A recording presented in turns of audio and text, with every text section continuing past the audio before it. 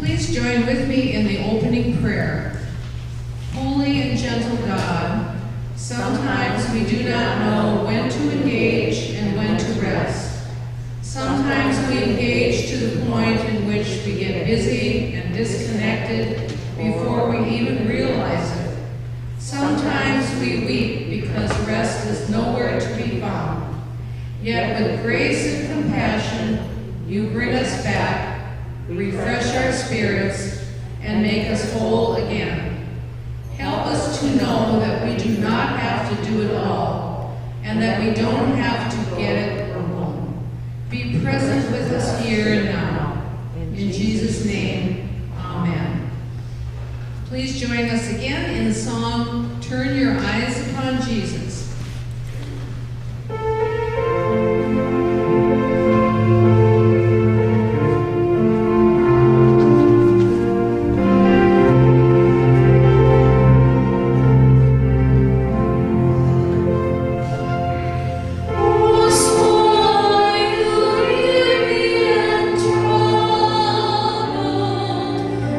Light in the darkness you see.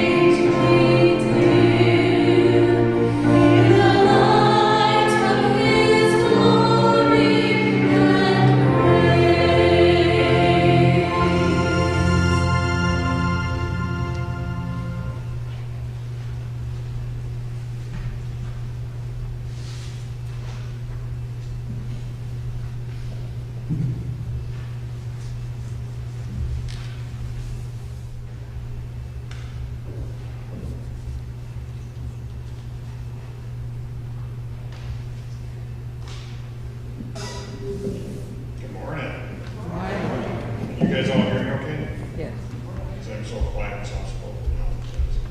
So our Old Testament reading today comes from 1 Kings chapter 19, verses 5 through 9.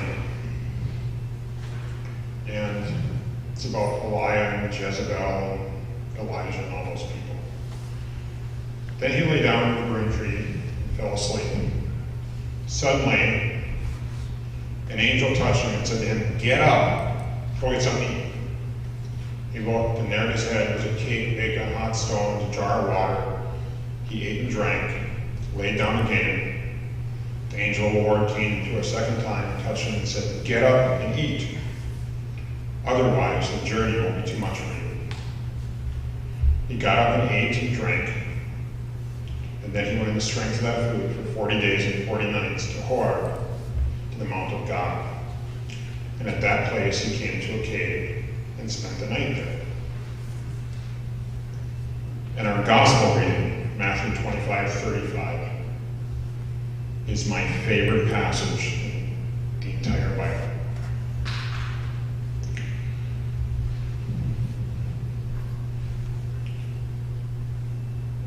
Sorry.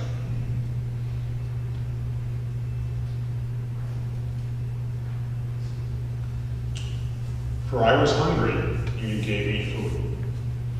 And I was thirsty, and you gave me something to drink. And I was a stranger, and you welcomed me. I was naked, and you gave me clothing. I was sick, and you took care of me. I was in prison, and you visited me. Now, we're going to talk about a couple of weird things today, so please bear with me. And if you think about the two Bible verses, they seem pretty diverse. In the first one, the angel of God is sort of saying, get up and get something to eat, because God knows what he's going to put you through, and it's going to be really stressful and really hard. And in the second passage, if you read the rest of Matthew chapter 25, you realize that what God's doing, what Jesus is doing, is he's sort of saying to the disciples, when you did this, when you did this, when you did this, and the disciples are sort of like, we didn't do that to you. And he's like, yeah, you didn't do it for me, and you didn't do it enough for these other people, because when you do that for my people, believers, non-believers, Jesus didn't care. You're doing it for everybody. And essentially what Jesus is saying is, sort of the road to hell is paved with good intentions. You got to get up, you got to take care of people, you got to give Jezebel the food so you can go across the desert, you got to go to Mount Horeb, and you got to take care of the people when I'm gone. And you got to do that by more than just being Paul and writing a bunch of letters, but you got to get up and take care of people. And if you think about those two passages, there's food in both of them. And if you know me, you know that I love to eat really good quality stuff. And you probably know that, like, the one time I went to Sonic driving, I bought something and threw it out the window because it was so bad. And you also know that I love to cook. And there's a rumor that when I cook for Thanksgiving, I have a crown. But it's just a rumor. And Thanksgiving is my favorite day of the year. I have a list on my fridge of what time we start. It's about 5:30. Certain people are allowed in my kitchen. 3 of them are sitting back there.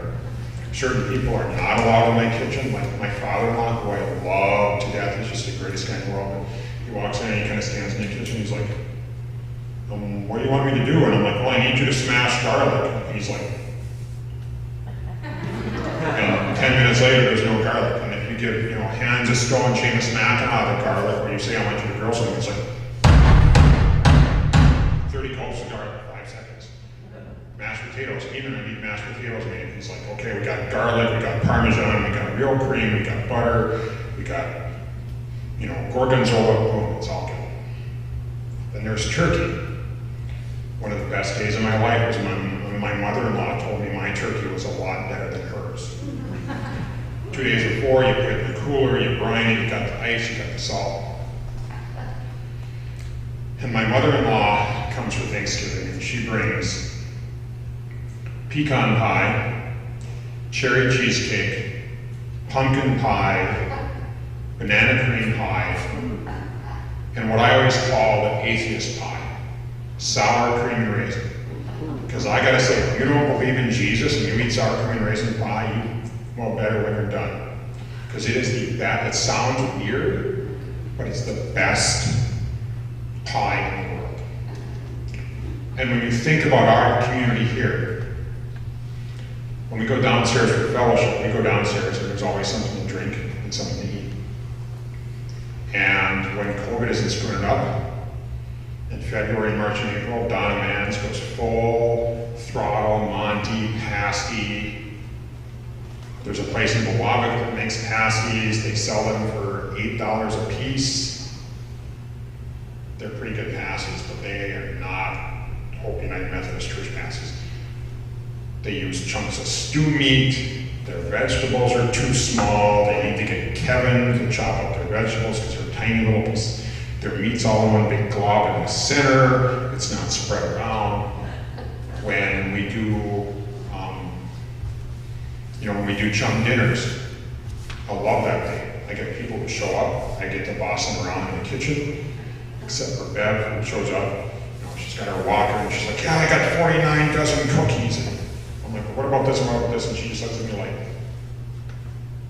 "I'm going to do what I want."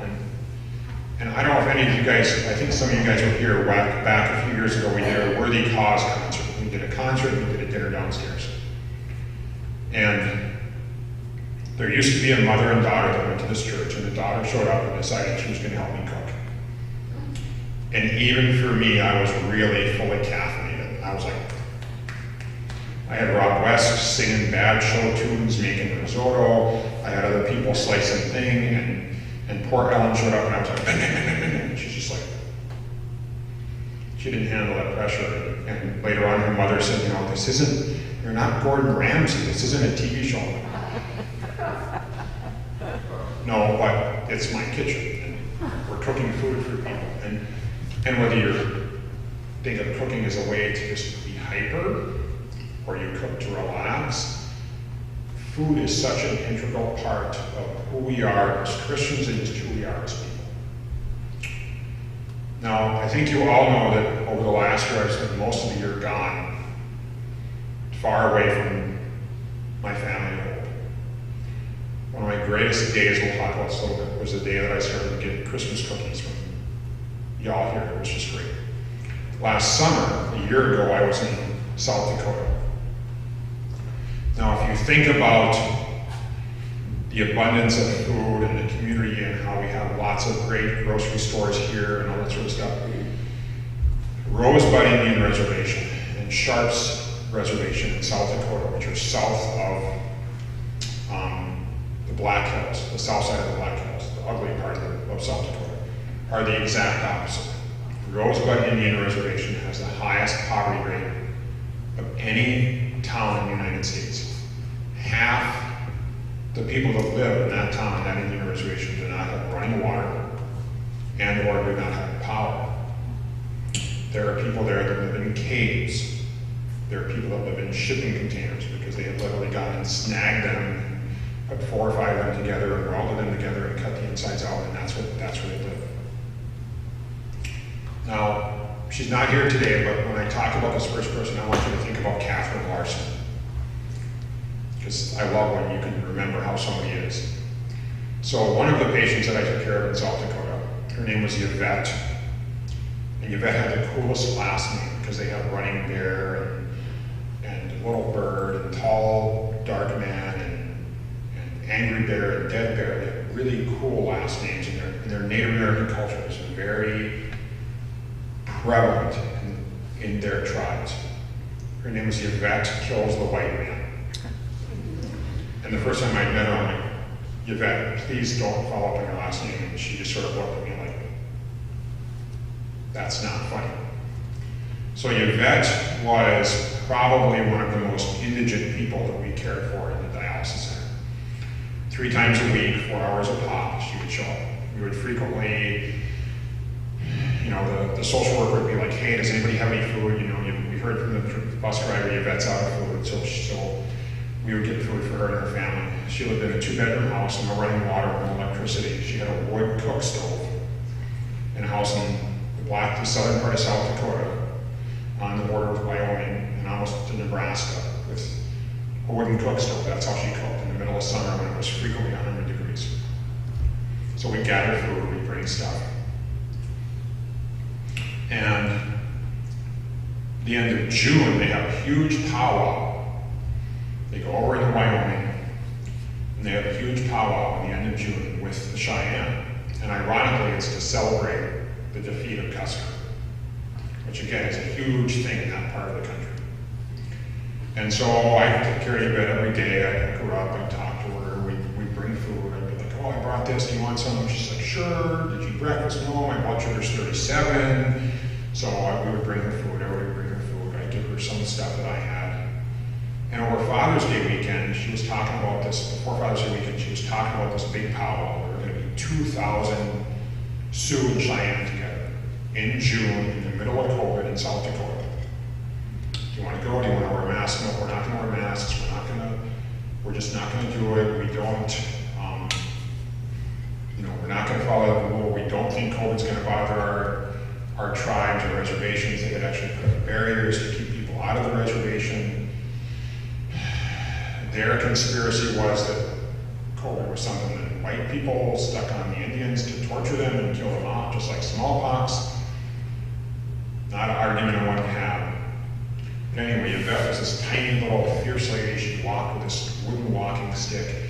She'd show up for treatment. Her blood sugar would be too low. We'd feed her, we'd hook her up, we'd do dialysis. The bus driver would take her back. The bus driver would come in and tell us if she had enough food for her family. She was ready for this big powwow. Father's Day weekend, I fly back to beloved Duluth, Minnesota. I get to go, best Father's Day up until today. I get to go muskie fishing with my boys. Julie had bought a new boat, so we were muskie fishing. It was pretty awesome. And I thought, oh man, and one time Yvette was talking about how there used to be salmon in Lake Sacagawea and Lake Oahe, the Missouri River reservoirs in South Dakota. So you think about this big river and these 2 reservoirs. And there used to be salmon there, and they used to go net that. And I thought, I'm just going to be the greatest guy in the world, and I'm going to go to Mount Royal, and I'm going to get some Rogotsky salmon and bring it back for Yvette so she can cook it and take it to the powwow. And I thought, gee, Brad, that's a pretty nice thing to do.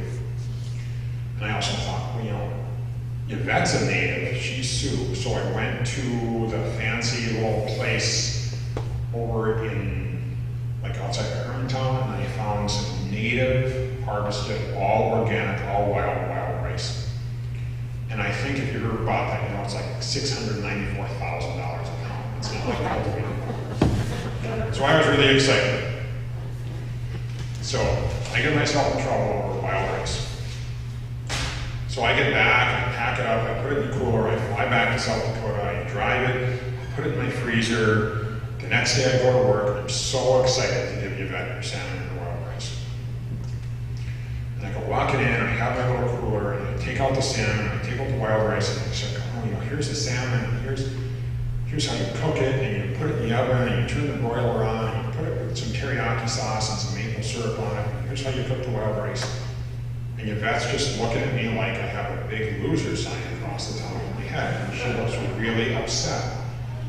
And I'm like, I mean, you guys know me, I'm not the brightest of all the bunch, I don't understand how I piss most people off, except for maybe Ben and Julie. But most people, I don't understand how I offend most people. Like, she's just looking at me like she's really, really hurt. And one of the other nurses, who happens to be Native American, is standing there, and she's like, Brad, come here, Brad, come on. I go, and she goes, there's no way Yvette can get a broiler pan or teriyaki sauce. And I'm like, well, I'll go buy her some. And she's like, it's 104 out, and you're asking her to start a fire in a wooden oven to cook salmon. I'm like, kind of like, oops. And then I'm like, okay, and I'm like, well, Yvette, we could we could figure out a way to smoke this outside. And she's like, and the nurse is like, we don't smoke stuff here. I'm like, really? She goes, well, sometimes I do, but not as much as you guys do. She goes, like it's a Norwegian thing. Okay. So then I'm really excited. And so like I said, I have this little cloth bag of like 2 pounds of native wild rice. And I'm thinking, oh, I can recover. I can give her wild rice. She can cook that outside. She can cook it in an outside fire. It's really easy. I know that one of her friends has a crock pot. You can cook wild rice in a crock pot. So that's what.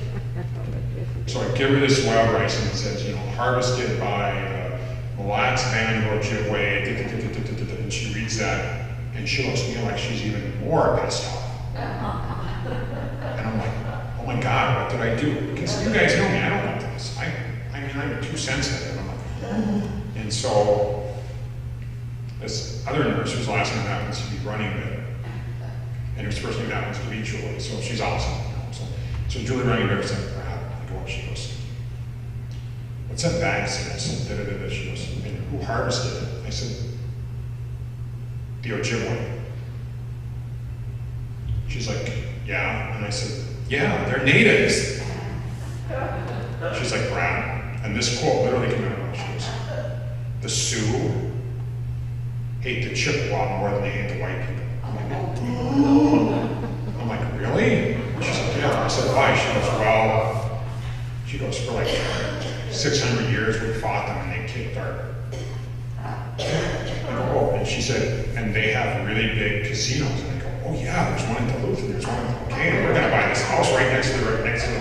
And then there's a huge community. So she goes, yeah, she goes, they don't share any of their money with any other tribes. And that's exactly what I thought. I was like, wow, I didn't know this. So here I am, I'm trying to be the nicest, kindest, most helpful person in the world, and my intentions are going down just like when Jesus was chewing out his disciples, I felt like I had put the work in and I felt like I chewed out. So I took the wild rice back and I'm like, you bet, I'm really sorry. I'm really sorry. And I'm sorry that I offended you. And she's like, that's okay. So I went, she's there for 4 hours. I put the stuff back in the cooler, put it in the freezer, and I'm looking online. I'm trying to figure out how I can smoke salmon, because I asked Julie running there, I said, can I smoke the salmon and give it to her? She's like, yeah, that would be okay, because she has no way to transport it to the powwow where someone might be able to cook it. So I went back in my little apartment in South Dakota where the air conditioner doesn't work and it's 100 degrees, and I turned the oven on for like 12 hours at 200 degrees and smoked the salmon and brought it back.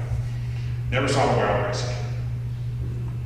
I'm like, you bet, I'm really sorry. She's like, Brad, that's okay. She goes, you can't help it that you're dumb white men. And I always took a little offense to that, and I'm like, she's absolutely right. I was not culturally sensitive. I wasn't thinking about the cook stove, because you can imagine what a wood-fired cook stove would do to a house with 6 people in it when it's already 100 degrees and there's no air conditioning. And they don't have a fan. They can just open their windows because they don't have any electricity. And so I bring her back the salmon, I smoke it, I sort of say, this is how it might not taste quite as good if you leave it in the freezer, if you freeze it, but I would keep it in here in the day before, the last day that you run before you go to the powwow, where she's not going to do dialysis for 2 weeks, so we worry about that. Just take the whole cooler. And she's like, well, what about your cooler? I'm like, well, I trust you, you'll bring it back. She's like, so you don't think I'm an Indian giver? And I'm like, okay, I'm not going to respond to that. And again, she's 82-ish years old. Catherine Larson with a bigger walking stick. Tough lady. So she brings it back. She brings my cooler back, and she gives me my cooler back. And it's now like the middle of July. And I said, can I ask you a question? She goes, sure. I said, Native American tribes in Minnesota are changing the names of the things that offend them. I'm like, why don't you all ever change the name of anything that's named Custer? Because there's a town of Custer. There's Custer National Park. There's Sharps Indian Reservation, which is named after the gun that Custer used to shoot Native Americans. And she's like, we love Custer. And you can just imagine it's going right over my head. I'm like, why do you love Custer? She's like, because we beat them and kicked this. And I'm like, oh, okay. And she's like, that's what the powwow is to celebrate. She goes, we go back to Little Big Horn and we celebrate that. And we kick everybody off of where the national park isn't. She goes, where we think the battle really was. And where the battle really was important, which is where they gathered all tribes together. She said, "Oh, we have a powwow there." And I said, "Really?" She goes, "Yeah." I'm like, "Okay, so I've sort of dug myself out of the I'm a dense guy. And my point is, you know, I had the best of intentions. I felt like I was working to help people that were less fortunate than me, and in some ways I just offended a bunch of people. And I think, especially if you think about the Matthew 25:35, where Jesus tells his disciples, you know, when you did all this for me, you did it for my people. And the disciples go, "But we didn't do that." And he's like, "Yeah, you didn't do that. That even if you do the best you can, sometimes you're going to torn people off. And sometimes you're going to offend people." What Jesus wants you to know is he loves us all. And he would much rather that you put the effort into bringing Yvette kills a white man, salmon that she can't cook, and wild rice from a tribe that she doesn't like, than not make that effort to help people who need our help. That it's much better to help somebody and step on their toes than to not make any effort and not make that attempt to help people at all. So that's sort of what I want you to get out of that big rant, whatever that was that I gave you. So. And next up, we are going to do some special music from the Team Hope Worship Band. The song is called "Build My Life" by Matthew Redman.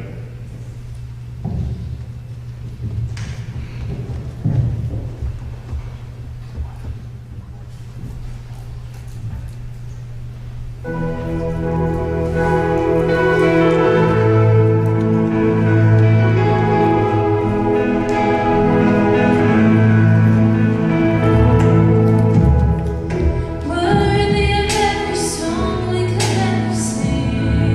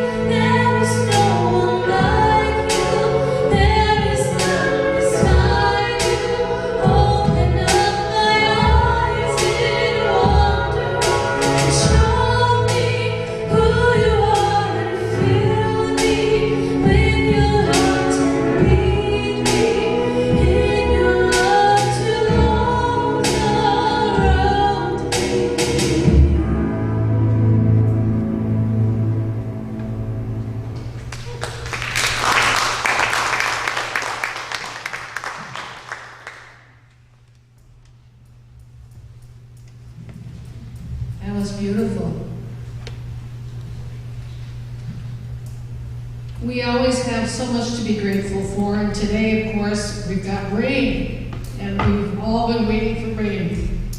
We're fortunate to live in a part of the country that hasn't suffered great catastrophes because of water or fire, and we're grateful for that. Lord of wind and water, of calmness and peace, be with us this day. Calm our fears as we face uncertain futures.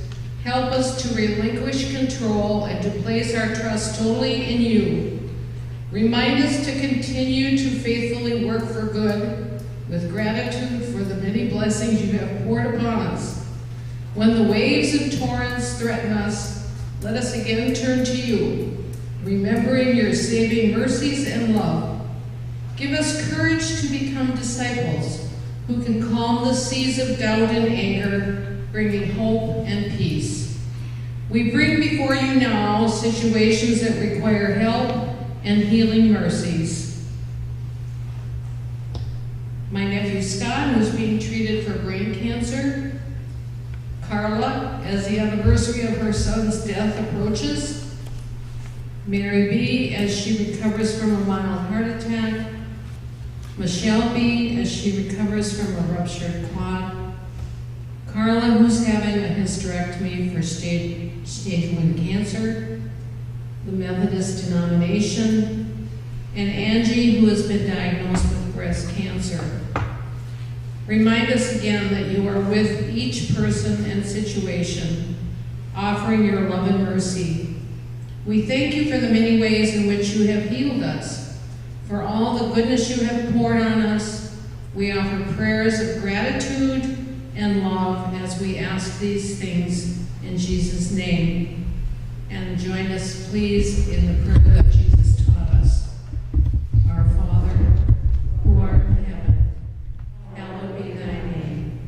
Thy kingdom come, thy will be done, on earth as it is in heaven. Give us this day our daily bread, and forgive us our trespasses, as we forgive those who trespass against us. And lead us not into temptation, but deliver us from evil. For thine is the kingdom, and the power, forever. Now we will have one song, Fairest Lord Jesus. Please join in singing.